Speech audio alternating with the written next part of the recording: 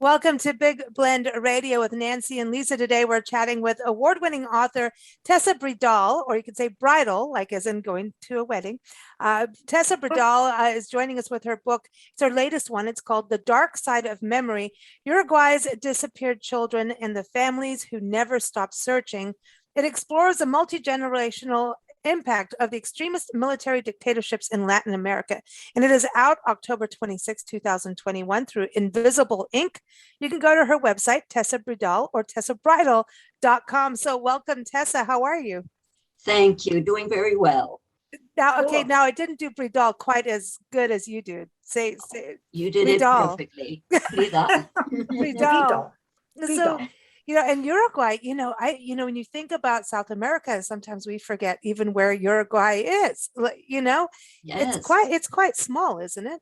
Very small, and it's bordered by two giants, Argentina and Brazil. So, yes, it's a very small country, about 3.5 million inhabitants, small place. And so dictatorship occurred there, it but did. Right now it went through a shift and a change, and you lived there, or where did you live when you were there? Your family, actually, your ancestry comes from there. Yes. I had a great grandmother who was Irish and emigrated to Argentina. And then the family spread to Uruguay from Argentina. My mother was born in Argentina, but I was born and raised in Uruguay. So it's Uruguay, not Uruguay. I was halfway there. Yes. Uruguay. We pronounce it Uruguay, but I've heard it pronounced in many different ways here in the United States. Absolutely. Yeah. When we lived in Kenya, the English would say Kenya. And it's Kenya. So it's Kenya. You say tomato, I say tomato, potato. Yeah. But I just always try to get what do they say in the country? I want to get it right and learn. But it gets, I get twirled around. But so Uruguay, so living there, I mean, that's got a small country going through dictatorship. When was it that the reins were lifted, basically? 1985. Wow. That was when Uruguay went back to full democracy, which it had been for the last century. So it was, Uruguay was not a country that suffered from coups frequently like some other Latin American countries did. Uruguay has been a very stable country until that point in history where dictatorships were just endemic all over Latin America. It's amazing to know that we still have dictatorships in the world. You would have thought we would have outlawed them by now. But it seems, I wonder if it's, as societies don't realize it once they're in it, it's almost like a brainwashing, or, even when you're on the outside of it, that would never happen to us kind of mentality for it to happen. That's for sure. Yes, that we tend to think this can never happen here. We thought that in Uruguay. Could never happen there. And it did. And it lasted for over a decade. Wow. That's sad. I know, Nancy, you've been reading her book, The Dark Side of Memory. It is, first of all, I want to say it is probably one of the best books I've ever written. Read. But she didn't write. I know, but I'm so in it.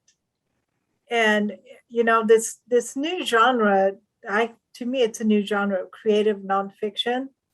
Like, I love historic novels, but creative nonfiction, this seems like a whole new deal where that the facts are true, but it's written in a style like if you gave these books to kids in history classes, they would love history instead of the really dry history books sometimes that, most time you're given in class to read, where you just decide you don't like history. So thank you for what you've said about the book. That means a lot to me. And I want to share with you, since we're talking about creative nonfiction, that I have always been extremely uncomfortable with that term. I don't exactly know what it means. Yeah, exactly. But I was reading a book by a very famous Spanish author called Javier Cercas, and he writes what he calls novels without fiction. Now that is Huh. much more descriptive, I think, Yeah. of what it's not an official genre, obviously, but I identify with that very much. Yeah, the creative nonfiction sounds like the first time we heard it, I was like, I don't know about that. It's for some reason it makes you suspicious. But when reading what you've written, I'm like, okay, now I know that this is fact, but you put it where I can deal with it, understand it. I feel like I'm right there, which for me, when somebody writes it and I feel like I'm there, it's usually fiction, not nonfiction. Right. So it sits in between the fiction and the nonfiction. Creative nonfiction is like, to me, I'm now becoming a fan of it. When it's done properly, it's like the best of both worlds. And what that's exactly what I wanted to achieve, because I was writing about a time period, a culture, a people, foods, everything was different to what it is in the United States. And for it to be accessible, I felt I needed to write this novel without fiction so that I could include dialogue, I could include family reunions, all the kinds of things that make us understand what other cultures are like. But I haven't finished it yet, but I will finish it. And I love it.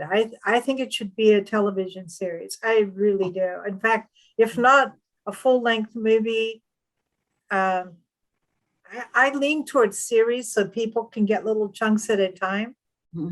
So they can internalize it in a way. But I think you've done an absolutely brilliant job. I really do. Much. Thank you. But I think love it's hard book. when it is The Dark Side of Memory. I like the name of that because when you have bad things happen, I mean, even, sexual abuse survivors go through that. They repress memory. It's a very dark thing. So I'm going to move forward. Yes. But at some point that memory will come and haunt. Right. You can't shake it. You know what I mean? But you kind of pack it back. It's like, that's the dark, let's not go there. It's not like skeletons in the closet, yet skeletons could be involved, So this is true things that these are families. I look at what's going on right now, not just in our country, but around the world, of immigration, out of necessity, not just out of political necessity, moving. It's survival over having jobs and money, but also climate change is going to push the immigration story or life forward. So with what you're talking about, and families get split up all the time. We even see it with wild horses, the way they round them up in the West. Families, the horses get split, the mom and the baby, the mom might be in full, the stallion, that kind of thing happens. So we're seeing it now at the borders, families in those camps. So I see that kind of parallel, but what happened with these children and families, just to get into that part of what Nancy's feeling, and she's going through the emotional part of this, reading your stories, but these are real families, right? Torn apart. Oh, absolutely. Yes. I have focused on Uruguayan children, but because I had much more access to speaking to them than to some of the disappeared in other countries, but it was very similar. The Uruguayan children primarily disappeared, not in Uruguay, but in Argentina, because Argentina was the last democracy to remain standing in Latin America. There were a couple of others, but much further north. In the South Cone, Argentina was the only one. And so people who were being persecuted for their religious beliefs in other countries were all going to Argentina. And when Argentina began to turn against democracy itself, then they established a huge number of secret torture centers, which is where a lot of these people were taken. And it didn't matter, women, children, men, women, children, everybody could end up in one of those. But the children were sometimes very much valued, because some of them were babies. And there were people who wanted to adopt children who hadn't been able to. And so it was not unusual for the child of one of the disappeared to be given away to one of these families. Even children born in the torture centers were taken away from their mothers, and most of them found homes with the very people who had killed their parents. Wow. It's Wow. crazy. It's crazy. Oh, wow. So within that short of it's like the 6 Mhm. degrees of separation. Mm-hmm. So, And wow. So they would end up back in Uruguay or in Argentina. no, Most of they the time. stayed, they were in Argentina. All of the missing children that I interviewed had all been given away in Argentina because that's where their parents were refugees from the dictatorship in Uruguay. Did any of them end up over in the States? Because, you see a lot of Americans adopting in China and Russia, and it's not easy, but it happens. I have not heard of any cases in the United States. Mhm. There are some documented cases in Europe. Sadly, there's one of 7 of the children who they were murdered there. So they were taken to Europe in some cases, but I have not heard of that in the United States, which doesn't mean it absolutely didn't happen. It's just I have not discovered a case where the US was involved in taking one of those children.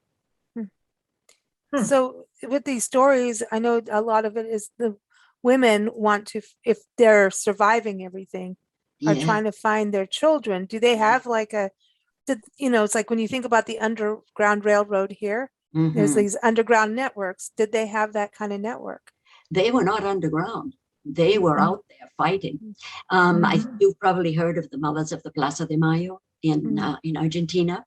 Well, those were all volunteer women who started marching. They marched every week in front of the presidential palace with pictures of their children. And as you look at the cover of the book that you have up here, this is not in Argentina, this is Uruguay.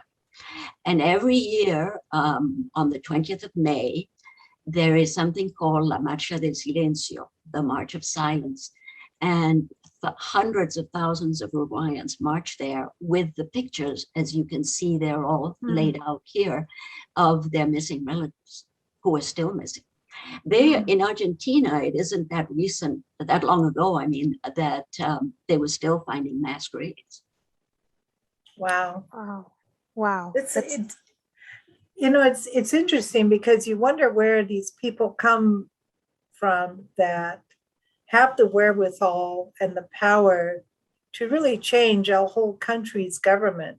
Yes. It's like I always think, well, did they do it all on their own? No. I can't see that happening. So somebody somewhere, some government somewhere is stirring the pot. And unfortunately, it was the United States. Are you aware of the Condor Plan? Is that a term you've heard? Yes. I've heard that. Yeah. Yes. Well, the Condor Plan was a pact between most of the South American military dictatorships, including Uruguay and Argentina, where they agreed that anyone arrested, if, say, an Uruguayan was arrested in Argentina, or Uruguay had the right to have them sent to Uruguay for trial. So where presumably it would have been worse, but it couldn't have been worse than what they went through. But that pact, which was not only about the disappeared, but about arms and money and everything else, the United States was a silent partner in that agreement and did fund a great deal of the military. And it's such an interesting thing because it became that the champions of democracy, which were thought to be the United States, who else was such a champion of democracy, in Latin America were democracy's worst enemy. Wow. This is interesting. When we were living in Africa, the Eastern Standard newspaper in Kenya had a story about the Iranian hostages, and it was 2 days before it happened. I will never forget that. And I brought that newspaper home with us, or attempted to. Mhm. And I crushed it all up into balls to put between my paintings. And somehow those newspapers disappeared out of my packing crates and such, even though I made them look like they were just stuffing. But Uh-huh. the East African Standard ran a story about the Iranian hostages, and it was 2 days before it actually happened. And this isn't about time zone changes. But It's yeah, not, it's not so that. it actually is something that's always bothered me. And now Mhm. reading your book, I'm like, oh, there it is. It's right there. Mhm. We haven't always been the best country ever. And Well, sometimes. mm, I think what's so mystifying is the fear of socialism. Mhm. I think it's because people confuse it with communism. Communism. They Yeah. are the Absolutely. same, Mhm. and they are not. No, And they're I not. think it's that fear, and I think the United States made it very clear they were afraid that these movements in Latin America for social justice were being financed by the Russians, which is not true, and were only happening because of Russia. They weren't. The people of Latin America demanded social justice through better government and through more social benefits, and by and large got it. But it was It sounds again, familiar. Mhm. doesn't it though? Yeah, Yes. really. But you know, I don't know if it's the fault of our education system here in the United States or what, but without trying to find fault, because I don't know where it lies, but I think it is Yeah. terrible that in the United States, people do not know the difference between socialism and communism. Right. That's why they keep accusing Biden of trying to do things that are really in the camp of socialism, better things for the people. And it's so fascinating to me to hear the confusion between those two things. It's like, as you say, Nancy, maybe history isn't made interesting enough for people to want to learn it. Well, I think it is important to hear from the past so you understand what to do now and in the future, because we go in cycles.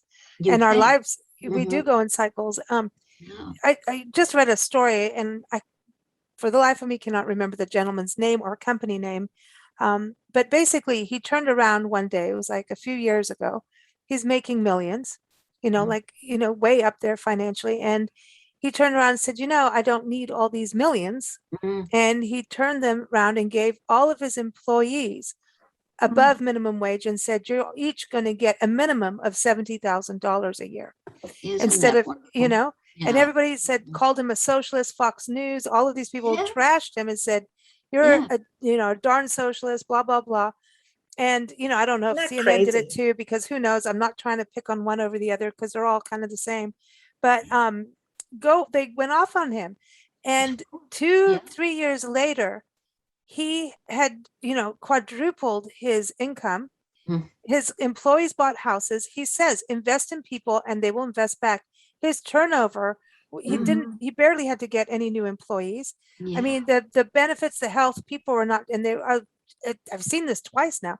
He was taught, like, the actual employees speaking out about weren't just living paycheck to paycheck. They were thriving. They were able to afford a home, be able to participate in 401k plans. And so they were really involved and felt part of his company. And so he said, it's the simplest thing. Invest in the people that are working with you. And it's the same thing as a country. Invest in your community. It's the same thing as just in the town you are. Invest in your community. It's not always about what's your immediate benefit. It's about the greater good. It will come back to you. And that's what he said. His business, it's running itself because they're all invested. And it's so timely because right now, we're trying to get people, get the very, very rich to pay, not to avoid their taxes. And people think that that's terrible. And I think they should.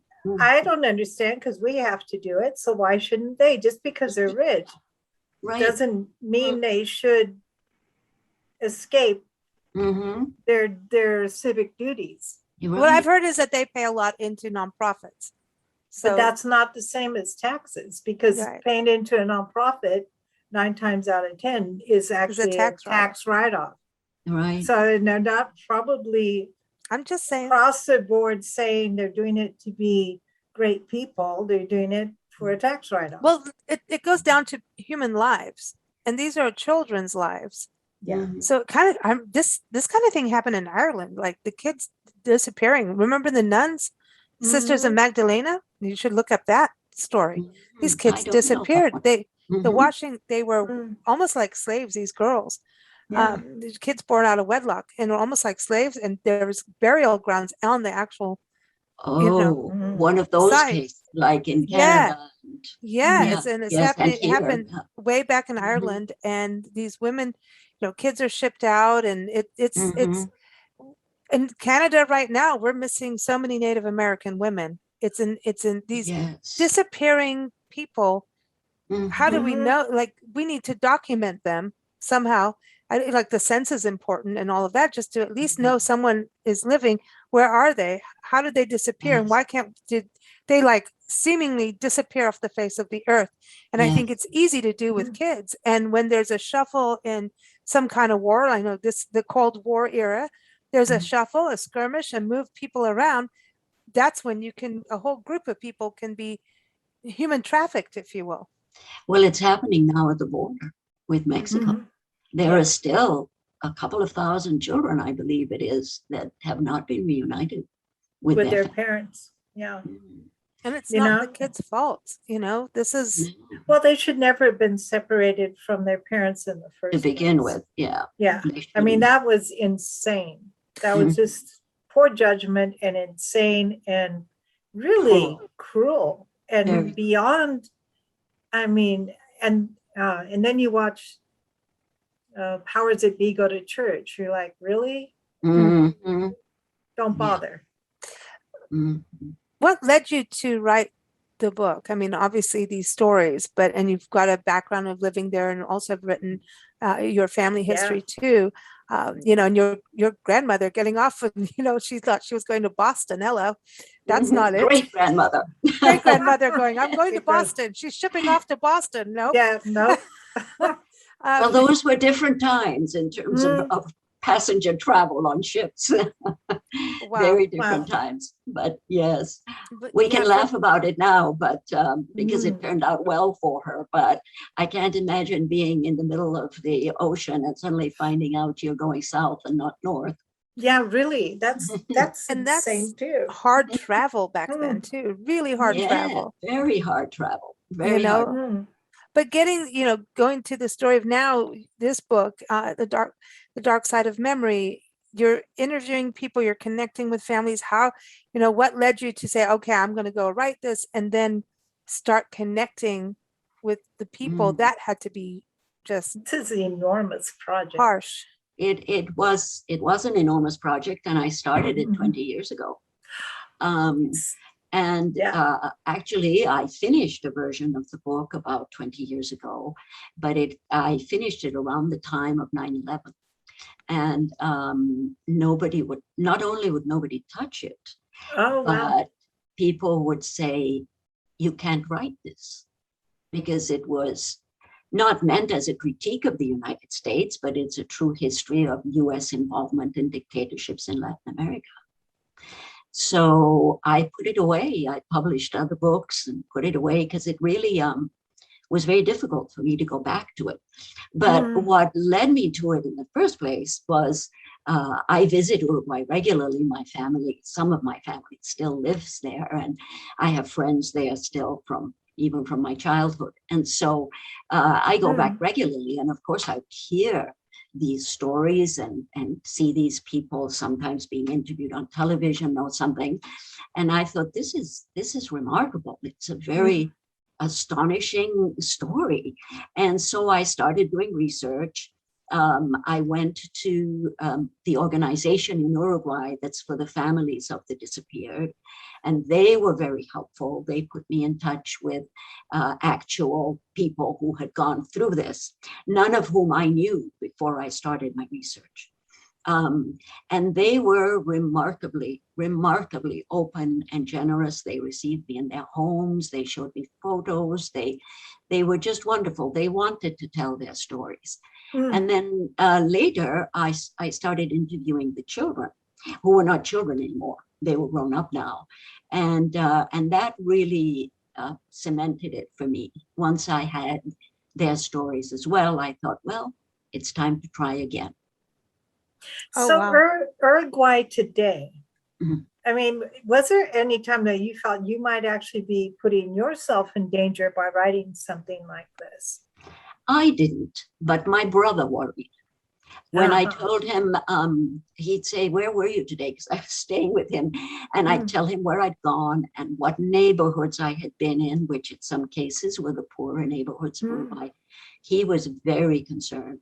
And he, I think, would have preferred that I not use our name, but No. I did. But he was very nervous about me doing that research. Yes, I wasn't, but he was, for me or for them. I don't know, because he would be staying in Uruguay. I would be coming back to the United States. But I just never felt afraid of them, never, of any of the ones I was speaking to, or the military I was speaking to. I didn't fear them at all. Really? Wow. Yeah, I think people will connect whether they want to. If they want to, they're going to connect. And, it's something heartfelt, in the military. So interviewing the military, wow. So they were on the other side of the coin. Absolutely. And they had their justifications, they explained things. One colonel I interviewed gave me two gigantic tomes of information, but I wasn't sure I'd be able to fit in my suitcase.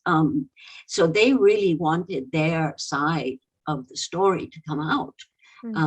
So he particularly, this one colonel was wonderful and very, very generous with his time. Wow. Wow. And because they were actually following out orders. They're not necessarily Right. for this. That's what's so yes. difficult, I think, for the military or policemen or border patrol agents, even. Maybe you sign up really wanting to do good and do this and that, and then it is politics at the end of the day. Well, Yes. one bad commander, Yep. yeah, can make a big difference. One commander that goes power crazy. Oh, and there's an example in the book of one of those. Yes. And he died just recently, Oh. just in the last few weeks, but he was serving a sentence for murder at that time. But that's how long it took to try. He had been tried for minor crimes before, but this time he was actually tried for murder. Wow. And convicted. And then he died a few months after being convicted. But this has been now many, many years later. Because this is all, you think about the Cold War. So let's refresh everybody about how all of this starts. I mean, just even the Cold War part, how did these countries get involved into the Cold War when you think about it? Well, the Cold War, of course, began as a contest between Russia and the United States, the Soviet Union and the United States.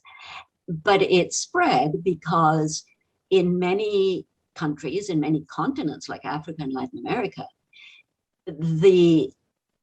not the communist, but the socialist aspect of communism was much more popular than capitalism. Much more popular. Some countries were already well on their way there, like Uruguay already had free education, free healthcare, all of those things. And the United States saw that as tremendously threatening because these countries are in the US backyard. So they threw all of their forces into making sure that this influence of socialism was not going to take root anywhere. And it was not hard to find men who took advantage of that, like Perón and other men who were very happy to have the United States finance their dictatorships. And as probably you know, of course, that one of the more famous cases is Chile, where the country voted for Allende. They had a communist president, And the United States stepped in and made sure that didn't go a day longer than it could have. Wow, it's amazing, when you think about how all at the same time we were saying at the beginning, Africa, we were going through that same thing, Same you thing. know. Well, and it's complex because in the Yes. States, pretty much everybody speaks English. Right? In Kenya, there were 49 languages. Wow. And and Kenya's not that big a country. And when they voted, you got these little green cards. I got one to vote where I really I shouldn't have been allowed to vote. But their systems, I'm talking very many years ago, their system was so lax that, I was given a card to vote, and there was a goat, a quarter moon, a star. This is mid-70s, everyone. Yeah, and something else. Because there's so many languages, you voted by the symbol and the person's name that you wanted for president. Oh, how interesting. Yeah, and so you get this little card, and I thought, this is really funny. And then I'm like, it's actually kind of sad. But how else was a third world poor country going to manage, democracy and elections without financial backing to even print? How do you print up ballots in 49 languages, and how do you disperse the ballots, and how do you, make them a clean election? I mean, I got my little voting card, which again, I really, I was a resident, but not a citizen there, was in my post office box. So it was just like they handed them to everybody. Yeah, and it was interesting. I didn't vote because I didn't think I had the right, but I could have, but it was just, here's your goat, your moon. Yeah, it was, I vote for the chicken. I know, it's like, I like the goat, but I, Who did the goat represent? Which was the languages? Do you remember? No, there were so many people, all men, of course, running. There were no women Not that that would, time. back then, that would run for office or be allowed to. But this was right after Kenyatta got murdered, It's right? after Kenyatta was murdered. Oh. Yeah, and so it was like an impromptu election. There were definitely coups going on in that part of the world. So, but now, I mean, I look at what's happening in Haiti, and country, it's just it just seems like we haven't learned yet. No. I mean, Afghanistan and the Taliban, what's happening there? It's like, well, it's all about money and power. How do we save everybody? I think that's, how do we save everyone from being, and women and children are still on the burning stake. Yes. Very much so. But I think the saddest part is what you said, that we seem not to learn. Yeah. And that's very hard to accept in a country where there are so many resources. It's not like information is suppressed, I mean, some probably is, but not, one can get access to a lot of information. And how can people still think that military interference in somebody else's country is going to lead to anything but disaster? Well, I think we've proven it a few times in this country. Yes, in Latin America, multiple times. How were the children, interviewing the children, what was that like? I know they're not the children now, but I mean, like you're saying, they went into households, even of the households of people that killed the parents killed. Yes. How are they now? Are they? I mean, you think dark memory, that kind of says it in a way, because how young were they? Like, well, the book focuses on four children with very different outcomes and different experiences. But one of them, the young woman whose eyes are on the cover, and that's a baby picture. That's a very haunting. Yeah. That picture actually has an interesting background. It's a picture of her. Her name is Mariana when she was very little. And I have that picture, but it is very, very old. And they were not able to put it on the cover as a photo because of its age. And so, a dear and brilliant artist here in Minnesota called Sylvia Crenell, that is a painting. That actually is, it's a pencil drawing of her eyes. Wow. But it looks exactly the same as hats off. Wow. Yeah, what a talent. It's amazing. Wow. But Mariana, for instance, was not found, so to speak. She didn't meet her grandmother because her parents remain missing to this day. Where so it's children missing and parents missing. Yes. The parents were, by now we can say with great certainty, were murdered. But Mariana herself was 18 months old when she was taken. And she was adopted by one of the people who were in charge of these kidnappings and brought up by them. And it wasn't until she was in her early teens that her grandmother had found her when she was about 9, but she didn't dare move to take her away at that time for a number of reasons that I explain in the book. But so they didn't meet face to face, Mariana and her grandmother, until Mariana was in her early teens. And she did not want any part of knowing that family. She had been brought up by this other family. I'm sure. She loved them. They had been good to her. And it was very, very difficult and took many years before she in any way acknowledged that she was one of these children. So it was a very difficult thing. But one of the loveliest pictures that I saw was before her grandmother died. She's the one who had been so active. At one of these memory marches that are pictured on the book, the two of them are together. So Mariana did in the end want, but it was her grandmother who talked about Mariana's dark side of memory.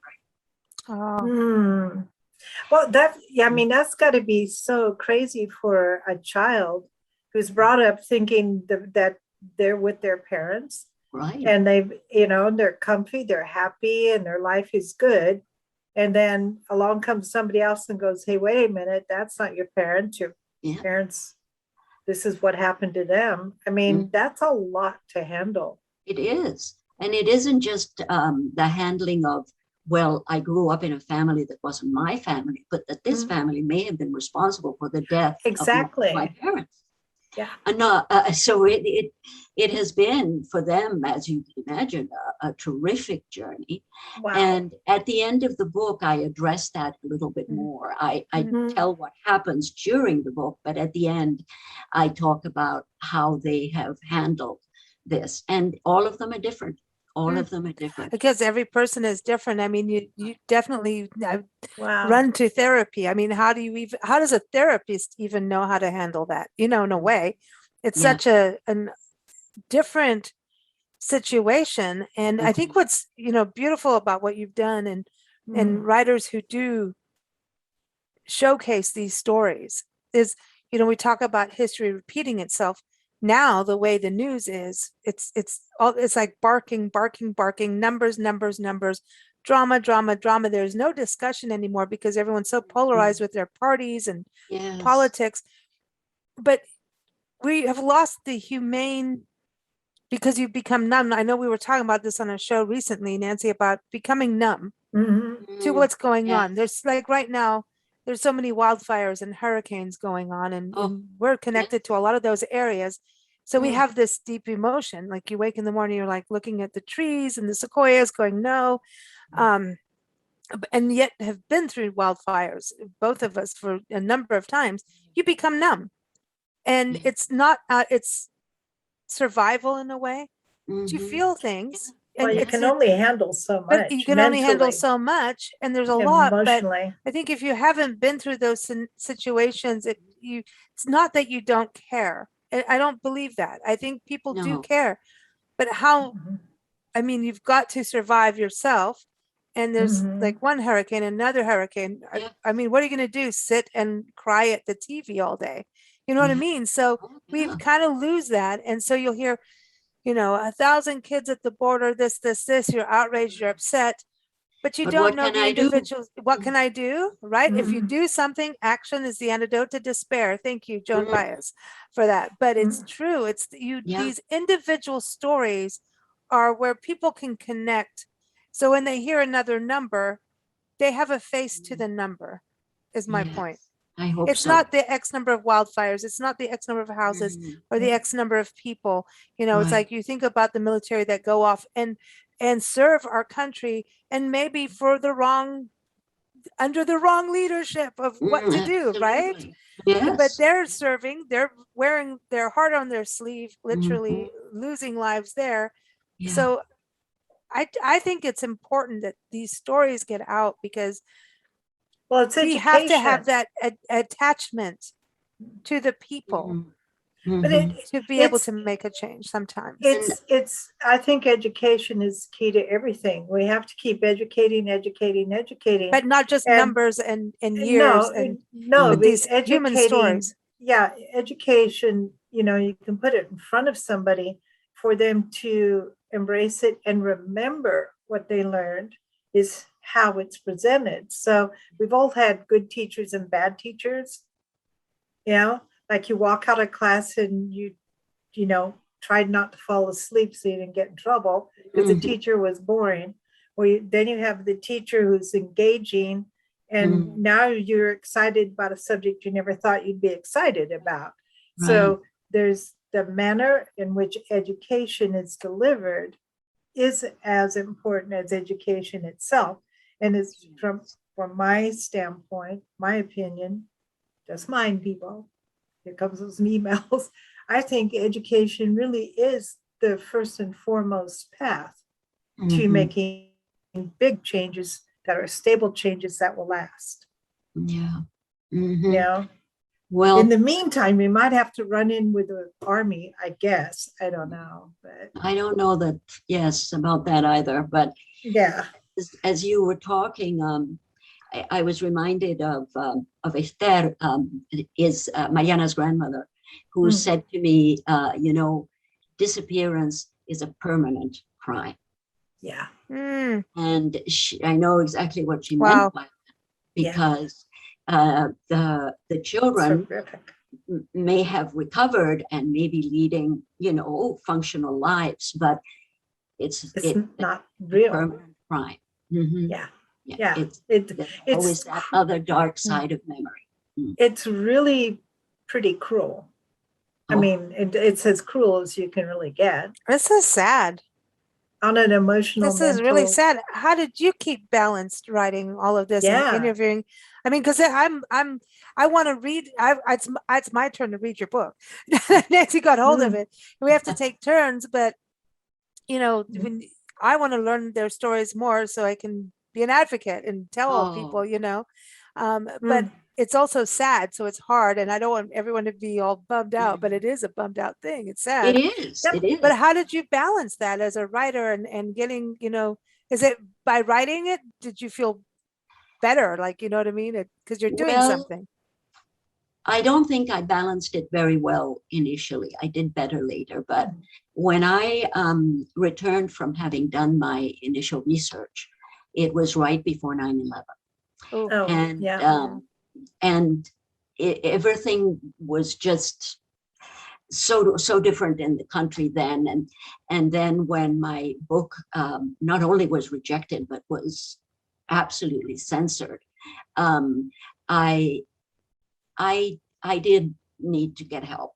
That was the yeah. most difficult thing of all, because when I was hearing stories and I was with these people, there was empathy, there was warmth, there was, it was a human thing. But then all of a sudden, not being able to tell their stories, Yeah. Anger. that was something else entirely. That becomes anger, I think. Well, and people don't want to Frustration. hear. A lot of people do not want to hear that our country may have made mistakes on the international scene. Yeah. you know, I Mhm. guess that's the way to put it. Yes. yeah.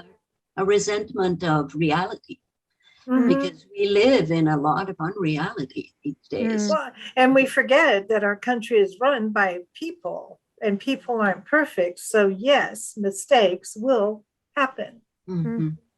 Right. Wow. Mhm. Wow. Well, hats off to you. I mean, really, thank you for doing the work that you've done. Oh, Yeah, Really, I think. I feel it's an incredibly important piece Mhm. of writing. oh, And I think it should be in schools. I really do. And I think a lot of parents, before the kids read it, they should read it. Mhm. oh, thank you. And colleges. Mm. And politicians really need to read. Yes, there's a good one. You notice I stopped at just read. Yeah. No, Oh, well, thank you again well, so much. I mean, it really, I think it's important. Have you had any feedback? I know that it's not out public, for the world right now. We've got the advanced copy, and have any of the families been able to read it? not yet, because Oh, none of the families that I work with are at all fluent in English. Hmm. So no, they have not been wow. able to read it. And I'm not sure that the book will be translated. I don't know, Wow. but no, they have not. I've translated the advance reviews of the book, which were very positive, and I Mhm. shared those with them and thanked them for all their contributions to it. But no, the book itself is really not accessible to them. Oh, And Ah. yeah, Hmm. they might well, buy it and get someone to translate it. I mean, I don't know, but mm, as of now, since it isn't even out yet, yeah. Hmm. But it's out, Wow. everybody, October 26th, the day after we're airing this. So go Yes. get it. Go get it. I think, Mhm. yeah, no, I'd be curious to see their feeling. It's something they live with. Oh, We were absolutely. we were Yeah. talking about this with a friend the other day about 9/11, how hard it must be. You lose someone through something violent or a violent crime, but when it's something televised and it's a national thing that Yeah. everybody knows, and Mhm. so you can't escape it as a victim of it, or Mhm. victim of loss. You know, Yes, you can't really escape it because it's there. it's The Yeah. always we there. will never forget thing is Mhm. you may not want to remember it. Yeah, yeah, yes, and Well, that Mariana is a perfect example of that. She mm, resisted that until she was in her late teens, early Mhm. 20s. Yeah, And and if you want to remember it, it needs to be on your own terms, not yeah, not the yeah, country saying we're going to remember September 11th or this. It's a And no, it wasn't genocide, us who really. did that, but yes, But of sorts no, it but is. no, but thanks mhm. again for joining us. Thanks for writing it. And mhm. everyone, go to Tessa's website. It's Tessa-Bridal.com. It's Bridal. So bridal, Tessa-Bridal.com. Again, the book is The Dark Side of Memory, Uruguay's Disappeared Children and the Families Who Never Stopped Searching. Just incredible. And again, just thank you so much for all your work, and thank you for joining us. Oh, it was a pleasure. You made it so easy. I was Well, very, good. but you No, made it very easy. you did fine.